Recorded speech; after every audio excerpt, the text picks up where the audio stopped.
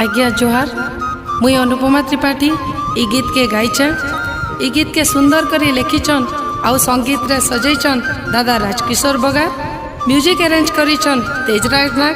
आउ ई गीत के प्रोड्यूस करिछन सूर्यभानु पटेल। सहयोग करिछन वासुदेव बगार, जगदीश गहिर और सिद्धेश्वर पटेल। ई गीतटा रेकर्डिंग होइछे एमएस स्टूडियो डुंगरीपाली रे। रेकर्डिंग करिछन सुबु दादा।